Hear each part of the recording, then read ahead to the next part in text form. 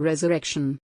Resurrection, first published in 1899, was the last novel written by Leo Tolstoy. The book is the last of his major long-fiction works published in his lifetime. Tolstoy intended the novel as an exposition of the injustice of man-made laws and the hypocrisy of the institutionalized church. The novel also explores the economic philosophy of Georgism, of which Tolstoy had become a very strong advocate towards the end of his life, and explains the theory in detail. It was first published serially in the popular weekly magazine New, in an effort to raise funds for the resettlement of the dockhobers. Book summary. First part. The novel begins with Katerina walking to the courtroom. Dmitri recognized her and remembered his behavior towards Katerina in the past. His student days, first love, and the transformation from a peaceful, unselfish man to a selfish one.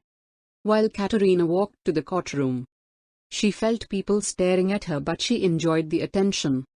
Despite enjoying it, she bowed her head down, blushed of embarrassment, and mumbled some words. Her life was pretty unusual. Her mother was an unmarried bondwoman, and she lived with her mother and then later with her sisters. Katerina's mother gave birth every year and she baptized the children. Since they were all unwanted, she refused to feed them. Children were in the way for her and often they would starve to death. 5 children were baptized and then left to die of hunger. Her 6th child was saved by a woman who offered to be the child's godmother. The child was Katerina. She baptized the girl and gave the mother some money and food to keep Katerina alive. Her mother died when Katerina was only 3 years old. Her grandmother thought of her as a burden, so her godmother took her in. She taught Katerina to read and write. The other woman which lived with her said that Katerina is supposed to be a maid, so she punished her and beat her up.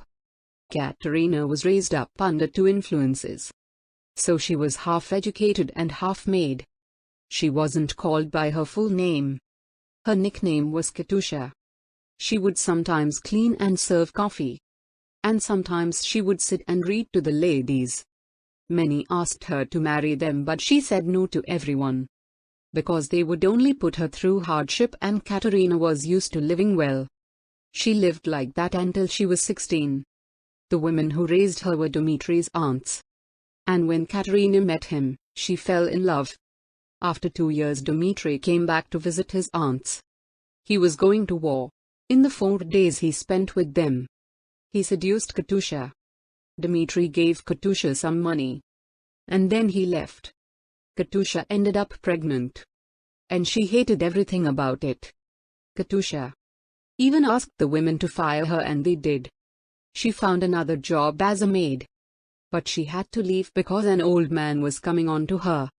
Katusha was very rude when she defended herself, so she was fired. Since she was about to give birth, Katusha started living with a widow.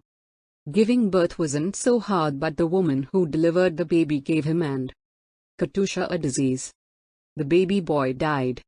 She didn't manage her money well, so soon she lost everything and ended up living with an aunt and then with a writer.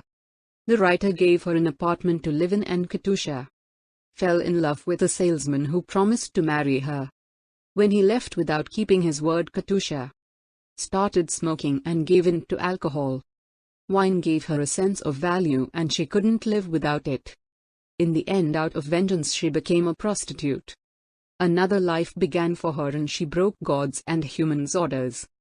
She worked as a prostitute for 7 years, changed 2 brothels and ended up in the hospital. When she was 26, she ended up in jail. And after 6 months of living with murderers and thieves, Katusha was brought to court. When she entered the courtroom, men were looking at her black eyes, white face and breasts. The trial wasn't only for her. There were 2 more accused. Dmitri recognized Katusha for her voice. She was accused of killing a client and then robbing him. She testified she was sent from the brothel to the tap house to bring some money to a salesman, and there she opened a briefcase, for which they gave her a key. She stated she didn't take any money for herself. Katusha said that the salesman beat her up after she came back and that he gave her a ring so that she wouldn't leave. But before he gave her the ring, Katusha was convinced she had to put some kind of a sleeping medicine in his drink to be able to run away from him. The other accused said she knew nothing about the case, even though she had a significant amount of money on her accounts. When she was asked about the money, she said that she earned it with her future husband. The third accused said he had given the medicine to Katusha in his first statement, but he denied it in his second statement. After the trial, Dimitri started remembering all the nice moments with Katusha. He remembered her face, dress, eyes, smile, and kindness, and how she, without feeling repulsed, kissed a peasant to congratulate him. He also remembered going to church and sneaking into her room when everyone was asleep, knocking on her window and kissing her. He also recalled the night he took her into his room. She tried to resist him but got closer to him. It was the night they conceived a child.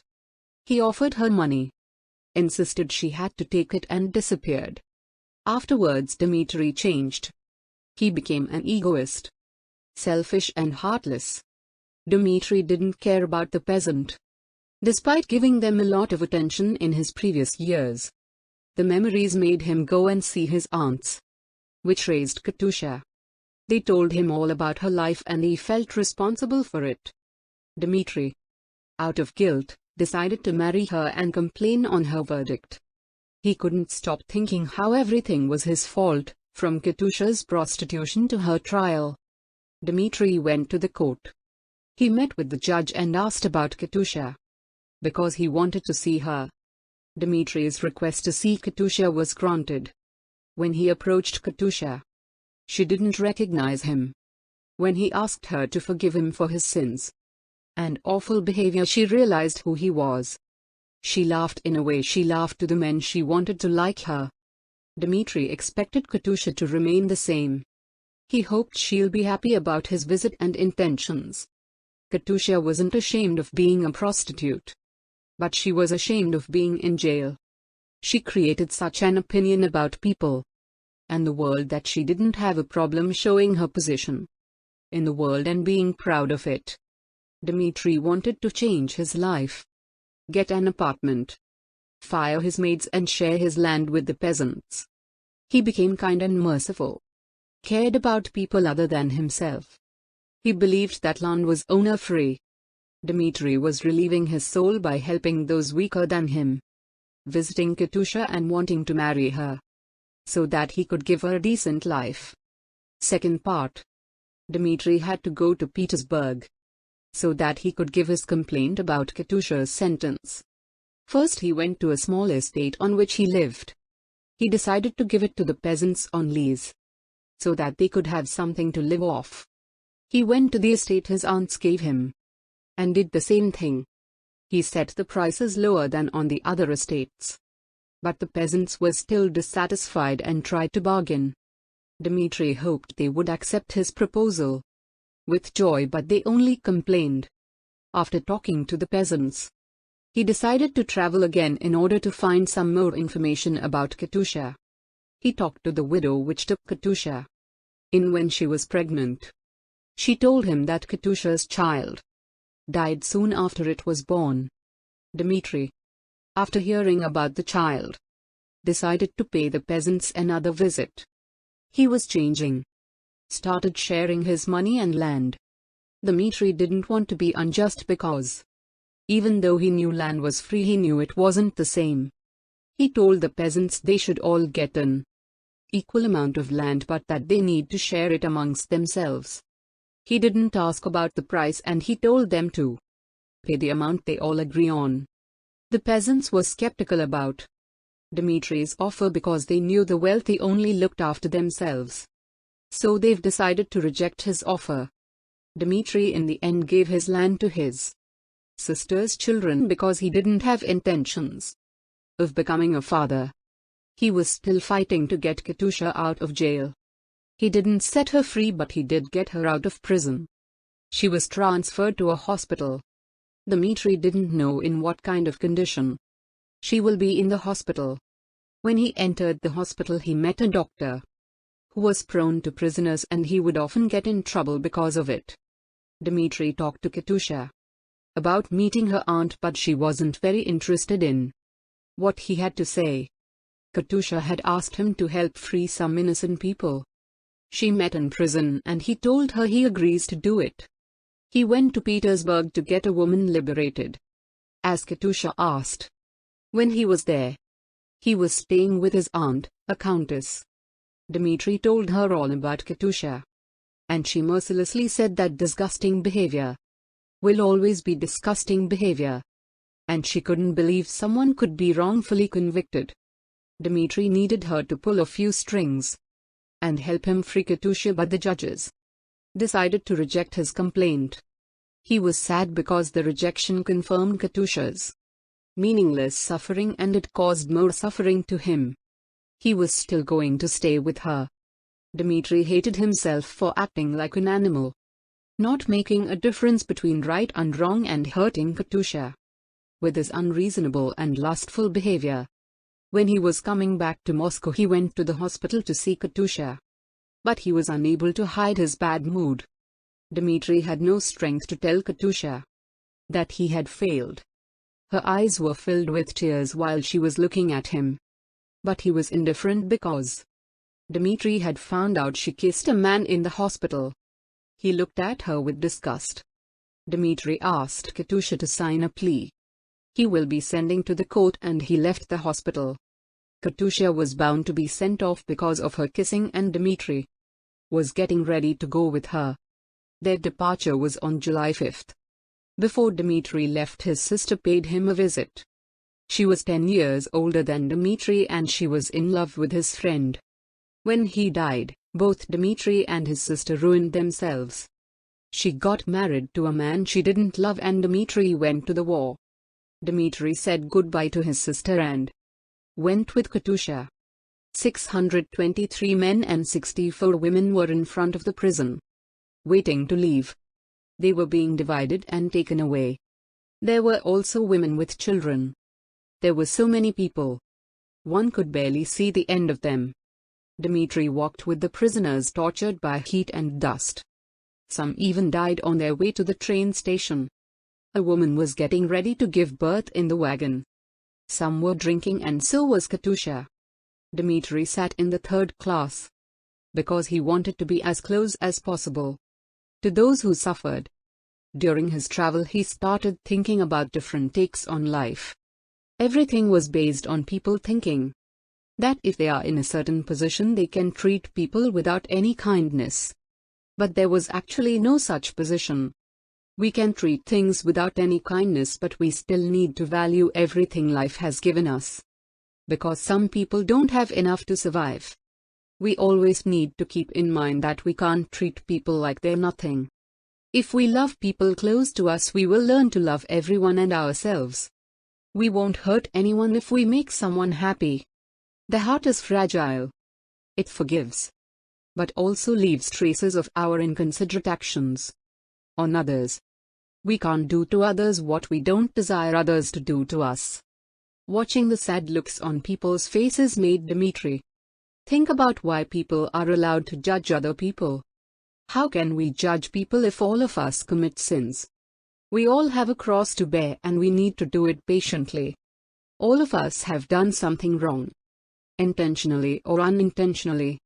So only God can be our judge. Third part. When the train passed Perm, Dimitri managed to get Katusha to sit with the political offenders.